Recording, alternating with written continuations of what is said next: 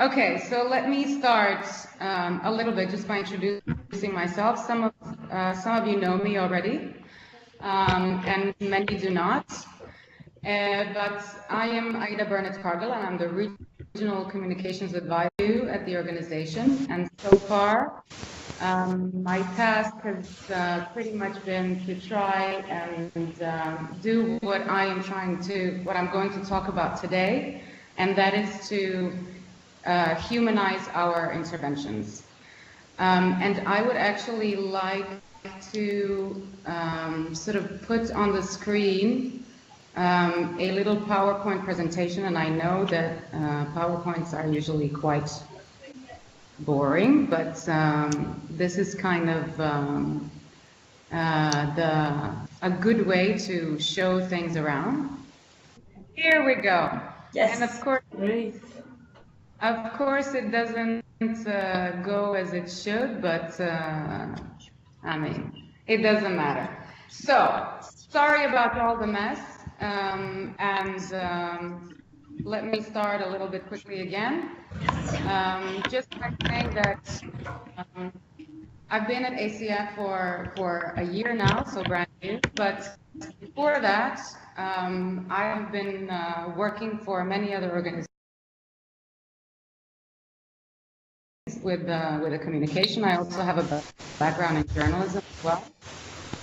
But most importantly, maybe for this specific part of humanizing, is that I'm originally from Bosnia, so I grew up in a war situation, so I was a refugee on my own. And from there, I recognized really the importance of saying, giving the human side of people's stories and people's lives. In our own sort of daily work, we are, we are quite often just working to fulfill our tasks that we have promised we would do to the donors. But at the same time, along the road, we meet so many interesting people who are living through really difficult hardships.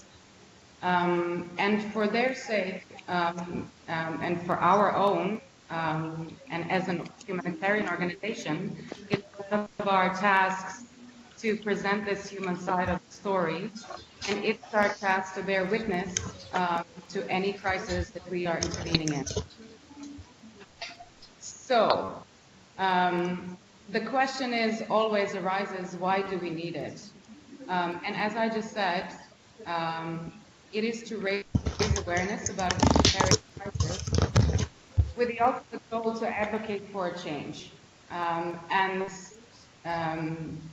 This is one of the main reasons. However, there is another much more important reason, which is giving people their voice. So I have experienced personally as well that we see different waves of refugees coming to Europe. People are getting displaced internally in their countries where the crises are happening, and giving people their own voice instead of us telling how they feel is always much more important than anything else. So another reason, of course, is also to fundraise and be able to acquire more funding for us to be of more use to other people. Guys, can I ask somebody to turn off their sound because it's really a bit distracting? Who has this sound?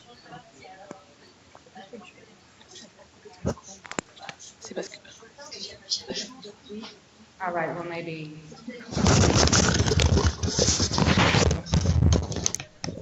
At the same time, of course, wherever we are working, or country we're working in, it is also, and especially from my experience now in Lebanon and I presume in Turkey, I haven't been to Turkey yet, but here as well in Jordan, the influx of new people, and especially refugees, can always cause certain tensions between both us and the local communities, as well as between the people who have come, the refugees, and the local communities. So it's always really useful to give people who are in need their voice in order to try and explain and make those people a bit more accepted by the local communities. For us as an organization, you will know best as well, especially our colleagues who are quite often in the field, is that there is always situations when we come to try and help people, but the communities are having hesitations for various reasons. And so we want to also, through human interest stories, show that what we are trying to do is really support those who are most in need. At the same time, and many will know as well, that we can sometimes have lots of troubles with the local authorities and other stakeholders. At times, we are having difficulties as well to gain access to different areas. And by putting our intervention to the basic level, telling how we have supported, giving examples of how our support has been useful, can also give us more leverage with the local authorities. At times, we always have to bear in mind that at times it is quite difficult also to communicate that when we are in certain places that are quite sensitive, both politically and socially, sometimes it might be very risky to actually do some communication. So we have to be able to sort of assess ourselves, where is it appropriate and where is it not appropriate to communicate. And of course, I always tend to say that our colleagues are working so many long hours out in the field. And I think showing this human side and showing these stories can serve as such a motivation to our colleagues. And I have a concrete example from Syria. Hopefully Charlotte will not mind that I share the story. But Syria is one of those countries that is quite sensitive to communicate. And our colleagues have been, through their daily work, collecting stories of hardship and of people. But because we were not really allowed to communicate, they never really got to see concrete examples of how good they have done and what amazing work they have done. So we put together a few stories for an advocacy tour that were to be shared only internally, and we showed it to them. Charlotte could also say that from Syria, she could say as well that when we sent those stories, that people were really, really happy to see concretely something tangible that they have done. So definitely there are different reasons why we need it, but also motivating our colleagues is one of those as well. So what is a human interest story? We have basically, I mean, it's basically telling to people about other person that we are trying to support. Why are human interest stories important? Well, from our point of view, it is very important to present and show what we do, and specifically present the human side of it. For example, we want to be able to show that the people we are serving are not just numbers, but that we are actually taking our time, as we always do, and dedicate our efforts to those people in order to make their hardship somewhat easier. It also helps show what the situation is like for the people who are affected by a crisis. It gives voice to those who are directly affected, and show also they show our programming. But for also another specific purpose is for donors. It shows them the impact of their support, which can also generate more funding in the future. And sorry, lately there has been more and more requests from our donors to show exactly the human side of our interventions. There has been quite an increase, to be quite honest, and the best example from the Middle East is Yemen, where the donors, where sometimes, for example, it's really difficult to access certain areas of Yemen, and by showing, when we finally access, by showing the impact on the grounds and on the people directly, the donors are much happier, well, tend to be much happier than simply just, you know, showing the numbers through regular reporting, etc. If anybody has any question along the road, please don't hesitate to ask, or if you think I'm going too fast, I'm ready to slow down, or if anything is unclear. So, how do we collect human interest stories? Well, there is one slide in the back that I actually purposely put on the back that maybe should have actually been here. And it talks about how we, who is actually responsible among our teams, who is actually responsible to collect the stories. And, you know, there's various options and various opportunities. What is happening in the Middle East is that there is only one mission who has specifically employed a communication person, and this is Jordan. Yes, Zain, I will share the PowerPoint. So there is only one person in one of the missions. Middle East is actually 8 missions. And only one mission is actually currently employing a communication person. And that is for us here in the Middle East, Jordan. Other missions do not have specifically assigned communication persons that are employed, which means that other people will have to take responsibility to sort of collect stories. And this is not particularly difficult, considering how amazing, what an amazing work people are doing out in the field. So usually it's our field workers who have the first contact with people who we are serving. So for them and for all the others, we can discuss a little bit later more about who is to collect, how to collect, how the cooperation can work, etc. But for all of those who are out there, as we say, on ground zero, these are a few tips for introducing, for interviewing people and approaching people.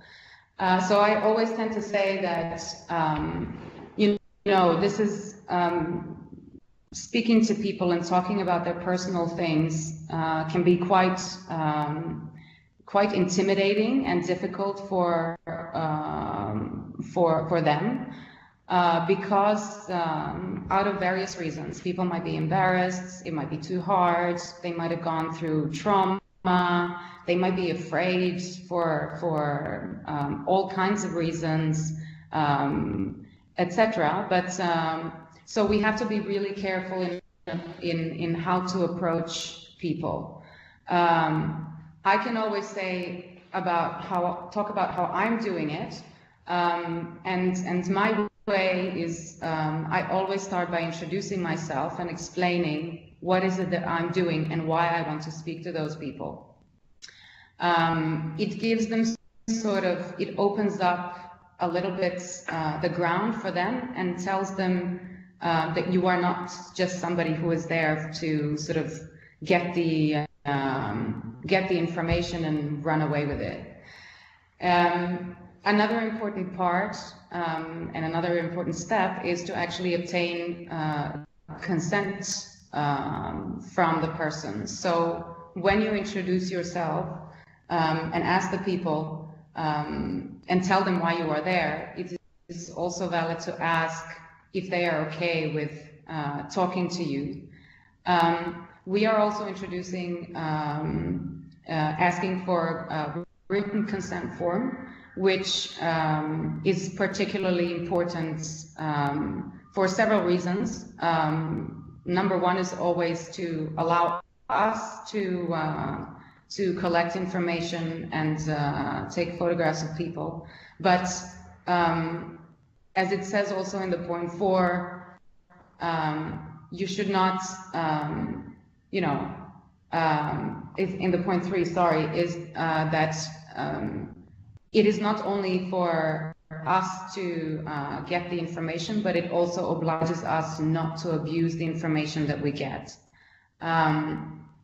With the consent form, every person gives the consent form willingly, and as such have at any point of time during the interview to say, no, we cannot, I don't want to continue anymore, and please, and you have to, of course, respect that.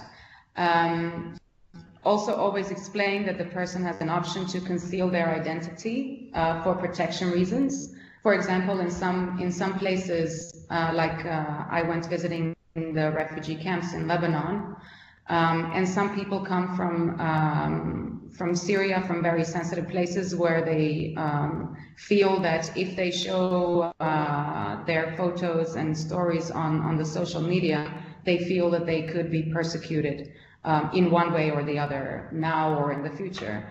And so people should always have the choice to say, okay, I want to be excluded from the social media, and I want my name to be changed, I want the location of where we are talking to or where I come from to be changed, etc.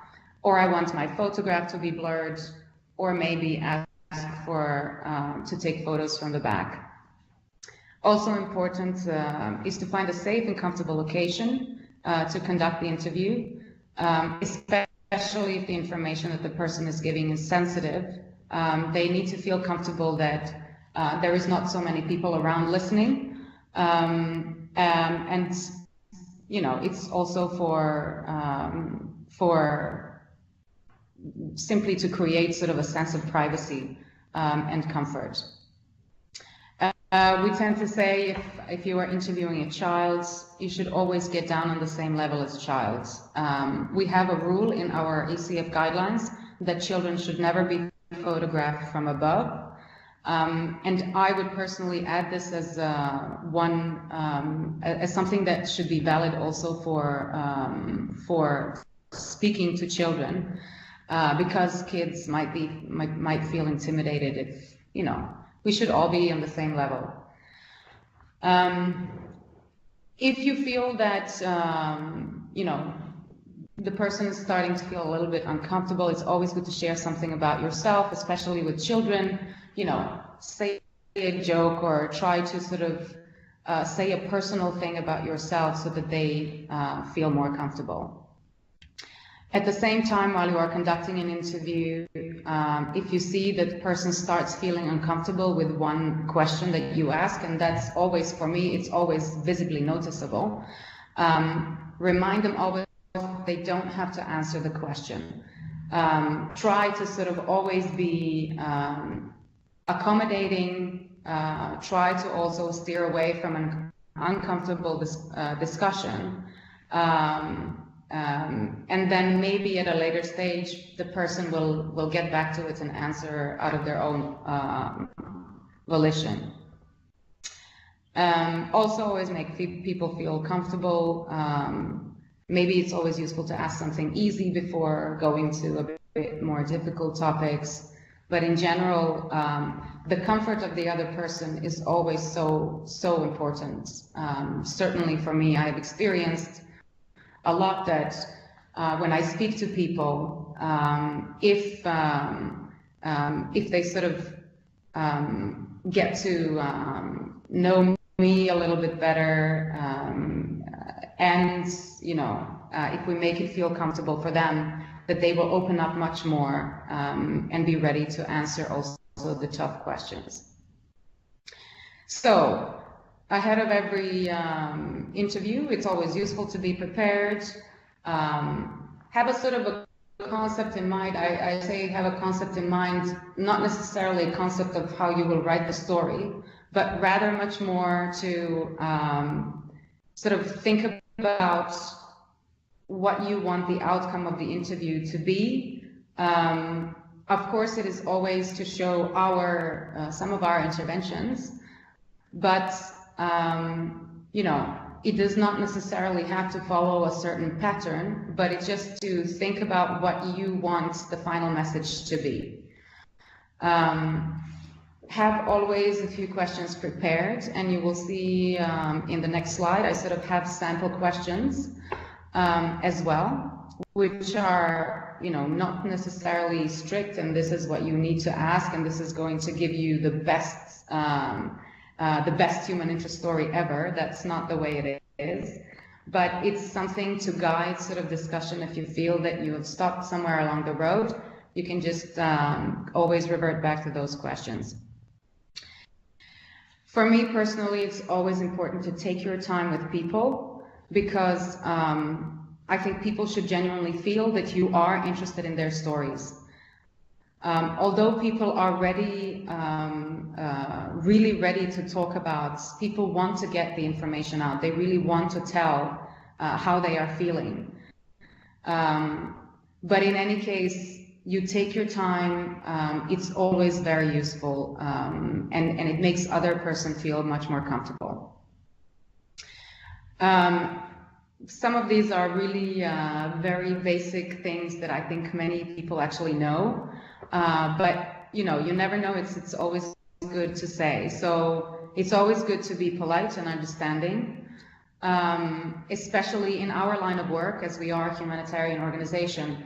Always bear in mind that many people you are talking to are going through incredible hardship, and so being understanding and being really polite and taking the time are really, really essential in such situations.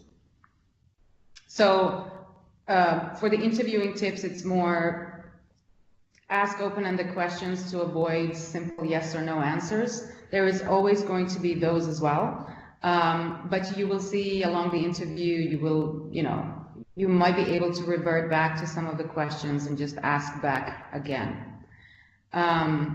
What I always do, and it's creating lots of troubles for some of my colleagues who are working with me, is that instead of taking notes, because I think I always want to dedicate my full attention to the person who is sitting opposite of me, instead of taking notes, I always prefer recording the interview. And of course, I also ask the person if it's okay to record. This, as I said, allows you to fully dedicate all your attention to the person who is in front of you, and this, again, creates this comfortable situation where the person will want to talk. As well, it's something that is understood, but it's really good to say, is to never forget to thank people for their time. And afterwards, tips for writing is to always write a story as a narrative. And for me as well, what I often do is, as soon as I'm finished with the interview and I'm back to the office, I usually sit and type up the most relevant facts, and sometimes transcribe the interview directly. So here are some of the examples of questions. I'll try to wrap up as soon as possible so we can have some times for questions as well. So as a journalist, for me, always what I want to know is the 5 W's. So where, when, what, who, and why. But you know, so along the road you find out all of those questions, find the answers to all of those questions. But here are some of the examples that I sort of put together that are, again, as I said, it's only basic guideline. When you ask one question, it can lead to several other questions. Like, for example, asking a person to tell us about their childhood, or rather about the situation in their lives before the crisis ensued. So, for example, the name and the age is always useful. If it's a person who is above a certain age, if it's adults, you ask how many children you have, tell us a bit about the childhood, etc. How has the current crisis impacted your life? What is the daily routine, etc. Basically to show a little bit more of that personal touch. Of course, towards the end, you will know what our intervention has been in that place, in the area, and how it has affected the person you are talking to. But it's always useful to ask the person as well, and this is the information that you want to highlight afterwards. For example, how has Action Against Hunger helped you,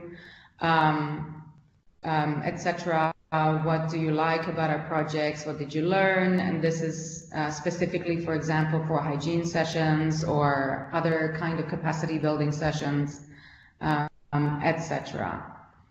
I always like to end by asking the person what are their dreams for the future, because I mean, I'm hoping that yes, the crisis has affected their lives, but hopefully there will be a time when this is also not going to be the case. And yeah, everybody has dreams and everybody has aspirations. So especially also people who are going through incredible hardship.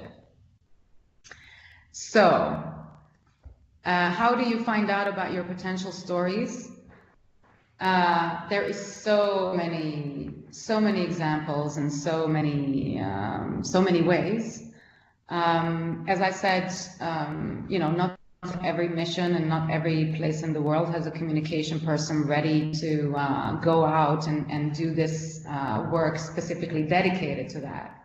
So for me, who is sort of assigned to 8 different missions, and especially 3 of those I can actually not go to. It's 2 of them are you know, have limited access of visa, limited numbers of visas, and you know, other essential staff is much more important and is higher on the line to get those. So for me, I need to be able to find out, in order to be able to support the missions, I need to have these big list of people who are, you know, having direct access and who can go directly and get the stories. So I so far have found that our field workers are an amazing source of information. First and foremost, they do an amazing work every day and are directly connected to people we are serving. And so if a specific topic is needs to be covered, it's the field workers who are out there every day. And, you know, a number of times I have asked, you know, if I could cover and speak to somebody who has been affected by, let's say, flooding in Lebanon, and who has been helped by, for example, us installing a latrine close to their tent. And the field workers know immediately exactly who to get in touch with and have immediate, because they are speaking with people every day, and they are the ones who are delivering different services. They know immediately where and who they would have somebody in mind who to talk to. At the same time, it's always it's also the project managers who are as well out in the field quite often, but you know, their work might be a little bit more connected to the office. However, they have a general overview over geographical coverage, and will know, you know, oh, no, to tell you, oh, in this area, this is where we should go and look for specific stories and people to talk to. And then, of course, as I have discovered, our fantastic meal teams who are doing the monitoring evaluation work, they are the ones who tend to go out into the field, assess the situation in order to map the needs of specific areas. And this is where they usually sit with groups of people or individuals and speak to them. And I mean, really commendable meal team in Syria who has been really amazing. So we were able to collect, they were able to collect tons of stories which we were able to turn into something really special. Of course, there are tons of other colleagues who will know as well. Some of the technical teams as well will know because they're out and talking to all kinds of people who are receiving our support. So yeah, these are some of the basic things that I thought I wanted to share. And then I also thought I might present a couple of stories that might be interesting for you to see, and then we leave the floor for questions. So let me see if I could share, for example, one of the stories.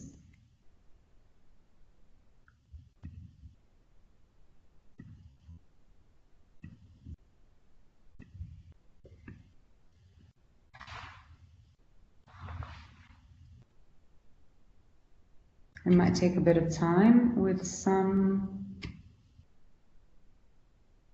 Oh, now I'm sharing the high resolution story, which might take a bit of time. Hopefully it's going to upload.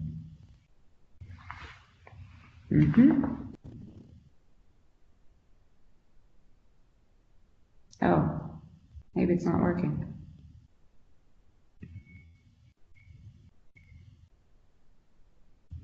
Let me see.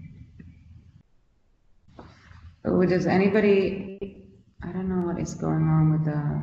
Well, you sent it to us, Aida. I think you sent it as an attachment. Oh, perfect. Let me get out of this though, because now I'm sharing the screen, right? Yes. Okay. We can see it. Okay. You are seeing the story. Okay. So if you go, because now I cannot see it in there.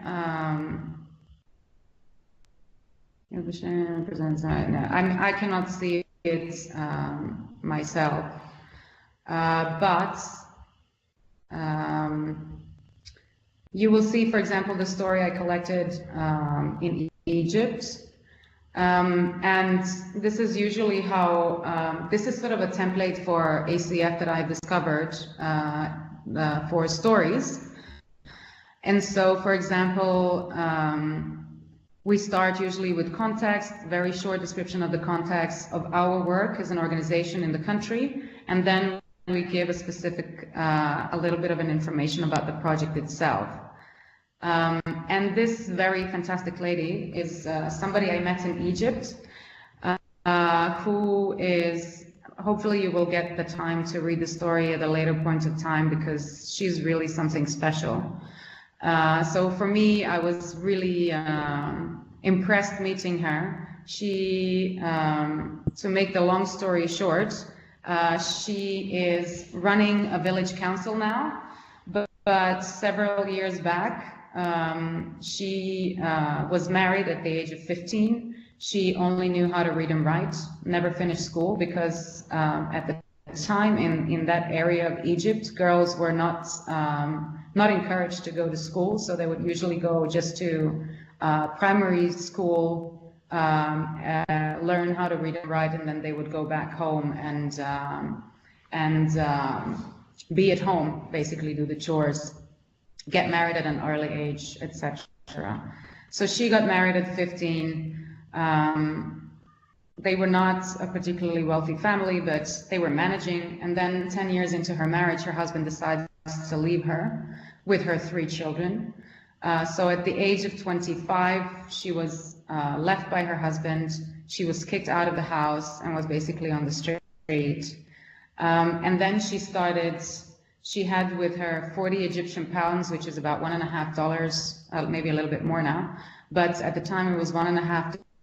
She decided to go to the market, buy a couple of chickens and start selling. And then she created her own little business.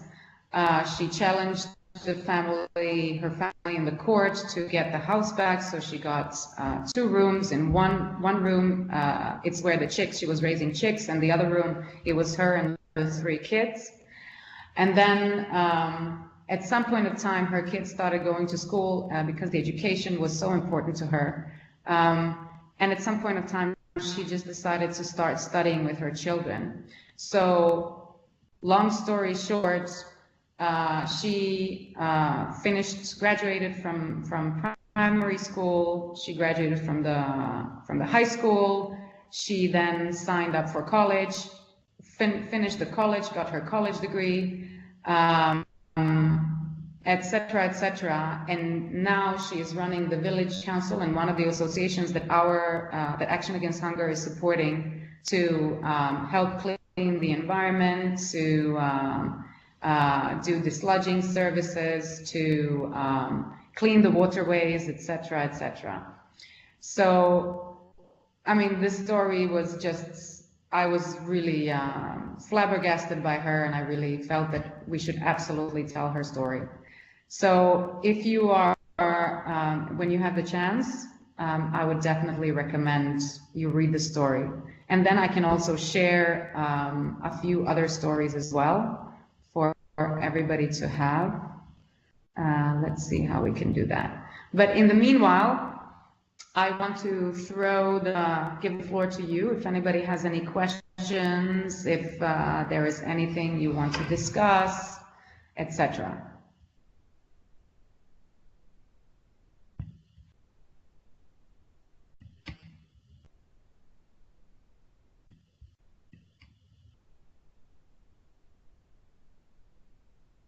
Nobody?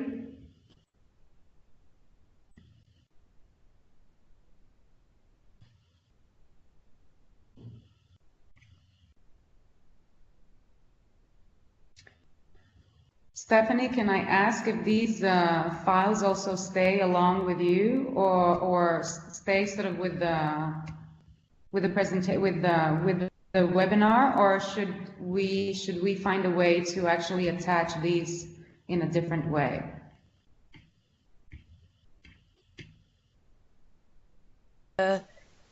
Sorry, I was on mute. It's better if you send them to me. Oh yeah. And because I'm not sure, yeah, I have to have the link. If you can just send me the elements, and I will make sure that they're attached to the presentation as well. Absolutely. So I can send the PowerPoint presentation as well as I have 4 selected human interest stories. You know, so if people want to read as an example, that would be great. Yeah. Yeah, I have a question. Yes. I was wondering, as you are working in a very volatile context, where political constraints are very high, how do you manage to speak out on important issues while not putting action against hunger in an uncomfortable situation where it could have a negative impact on access and programs? Yeah, I mean, this is a really very good question that we are also trying to sort of find ways ourselves here. I mean, we have really a few quite sensitive missions, information-wise, and it's been really, really difficult to relay the messages. So we are trying to now to figure out ways to relay the messaging, but in a way that would not offend anybody. And of course, one of the easiest, one of the best ways is actually to have the people tell the stories themselves. So, for example, as we did in Syria, we asked the people were talking about different hardships and different situations that they were going through. We, for example, try to avoid naming specific armed groups or specific actors in the conflict as well, so that in order to be able to sort of say that, okay, this is the hardship. However, we as an organization do not take any sort of political part, do not take any political stand in the conflict. So indeed, it's really, we're still trying to find ways to relay those very politically sensitive stories. But I mean, it's usually the people themselves, when they are bearing witness to a crisis, they tell a story, and we make sure that, you know, flag to relevant stakeholders, whether there are any breaches of international law, if there's breaches of humanitarian principles, etc., so that, you know, we don't make more damage to ourselves. Of course, sometimes there are some stories we cannot share because they might be first and foremost damaging to the person who gave it, and then it might be damaging to our operations. And we sort of relay those stories in closed environments. So for example, if we are going to speak to different stakeholders, to donors, for example, we can share the story with the donor, and say that this is how, what the situation is, but that, you know, we cannot go out with stories because the collective intervention and helping to more people is sort of maybe more important at the time than just, you know, putting a highlight on one specific issue publicly. However, we're laying it out to in a closed environment so that maybe others who have more power can intervene. I don't know if that answers the question. Yes, absolutely. And just another additional question which goes along is, do you work in a close relationship with advocacy, for example, or do you, do your topics or subjects are related to what the advocacy is working on, or the other way around as well? Absolutely, absolutely. So what I have been doing now in the past few months, and this is also especially connected to, related to Syria, because it's such a sensitive conflict for us, what we have been doing much more is working along together with the advocacy department and advocacy, our advocacy colleagues. This is the case for Yemen as well. Because sometimes the advocacy departments can get much more sort of numbers and the official information from the mission. However, some of those numbers and some of those statistics and some of that information is much more supported with a human interest story that shows as an example. And so I have been definitely collaborating with our advocacy colleagues much more because in one way, our communication work can fortify their claims and make it more sort of tangible and evident for the people they are advocating to.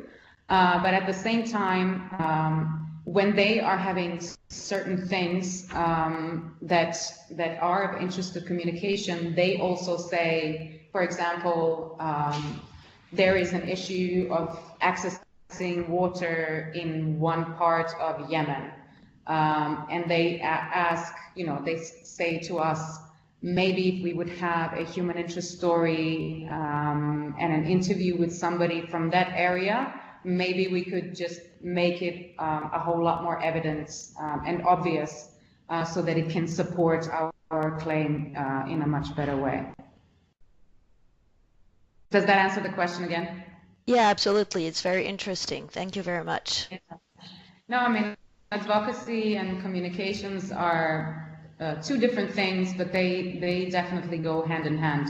I tend to say, because advocacy people sometimes consider themselves very fancy, but I tend to say that, they could not really survive without communications. And on the other hand, they are our extended hands, communications persons. They're our extended hand to show, really bear witness to the crises and to hardships that people are going through.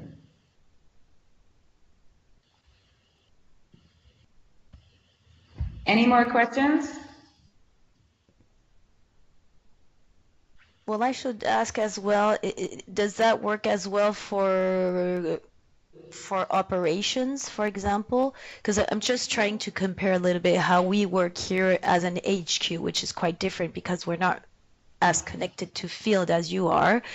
And it's true that, and we're also in a different approach because our mainly our communication is more about the external communication around the organization rather than on our rather than on our programs. So more about the visibility of the organization and its mandate rather than really more specifically on some key issues or topics. And so I was wondering also if you had this close relationship with operations as well. And do you for example, are they the one who order or ask you for some communication support, or is it the other way around? Absolutely. I mean, I cannot live without the operations, most certainly. And so far it has been the case that they have sort of had their needs for communication, and they were approaching us as Miro for support because, as I said, the majority of missions do not have specifically employed communication personnel. And so they have been really wanting to have more communication support, especially with the human interest stories, because the programmatic staff can always write the institutional and visibility things. They are the ones who know much more about the project specifically, etc. But they don't necessarily have certainly no time and sometimes also no specific skills to write human interest stories per se. And so they are the ones who will quite often are requesting as well for support with this specific kind of communication. And for me, I mean, I rely on them.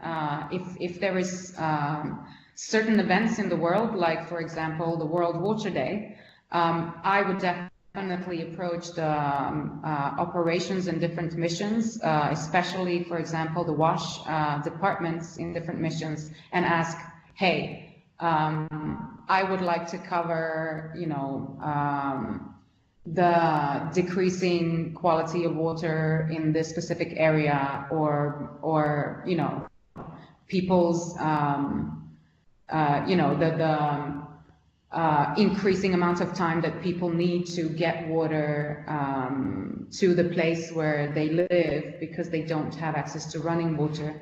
So, you know, I would go directly to the operations, and they would say, oh yes, we know in this area, for example, this is exactly what we have been observing. And so they definitely also know quite a lot, and are very supportive in that sense.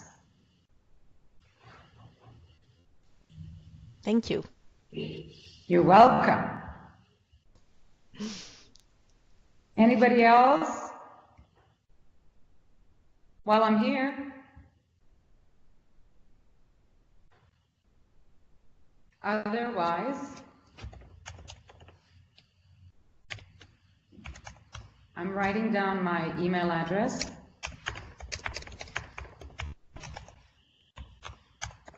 And sending it into the group.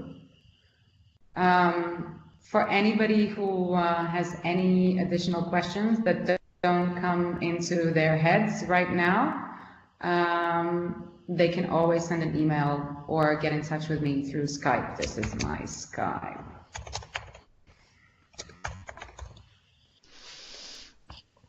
Okay, and so I'll send the recording, and it will soon be available. And Aida, if you could share with me your presentation and your different human stories, like that I can do a package and add everything at the same time. I'd be more than happy to do so. Okay, well, thank you very much, Aida. It was really interesting and inspirational. Thank you so much. Thanks for having me. Bye-bye. Bye.